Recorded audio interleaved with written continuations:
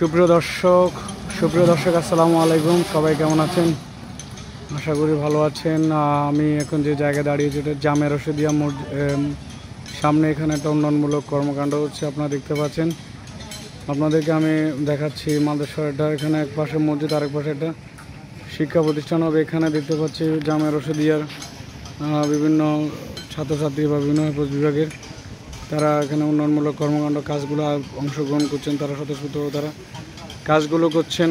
অবশ্যই যে যেখান থেকে আমার এই ভিডিওটি দেখতে পাচ্ছেন অবশ্যই সকলে সে লাইক, কমেন্ট এবং শেয়ার করে দেবেন, এবং সেই সাথে মাদ্রাসার উন্নয়ন অবশ্যই সকলকে অংশীদারিত হওয়ার জন্য আমি বিনীতভাবে আহ্বান করছি। আমার এই ভিডিওর মাধ্যমে আপনাদের সবাইকে জানিয়ে দিতে চাচ্ছি, এখানে জানিয়ে রাখা ভালো গত বছর আপনার স্মরণকালে ভবন এই মাদ্রাসার অনেক মানুষ আশ্রয় নিয়েছিল, এবং অনেক মানুষ এখানে আশ্রয় নিয়েছিল অনেক দিন বা 10-12 দিনের মতো আশ্রয় নিয়েছিল এই মানুষগুলো সম্পূর্ণ থাকা খাওয়া সব এই মাদ্রাসার কর্তৃপক্ষ বহন করেছে। আপনারা দেখতে পাচ্ছেন আমার এখন একটা নতুন একটা 9তলা ভবন একটা কমপ্লেক্স হতে যাচ্ছে। আপনারা মুক্ত হস্তদান করতে পারেন। আপনারা যে যেখান থেকে আছেন অবশ্যই সবাই এই মাদ্রাসা উন্নয়নের জন্য অবশ্যই সহযোগিতা করবেন।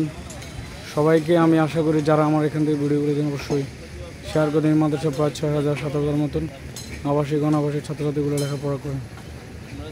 যাই হোক, আপনাদের হচ্ছে মাদ্রাসার একটা মূল ভবন দেখতে পাচ্ছেন আপনারা। এই মাদ্রাসার মূল ভবনটি, এখানেও হাজার হাজার ছাত্রছাত্রী এখানে লেখাপড়া করে তারা আবাসিক অনাবাসিক থাকে। মাদ্রাসার ক্যাম্পাসের সামনে দেখতে পাচ্ছি বিশাল একটা বাগান।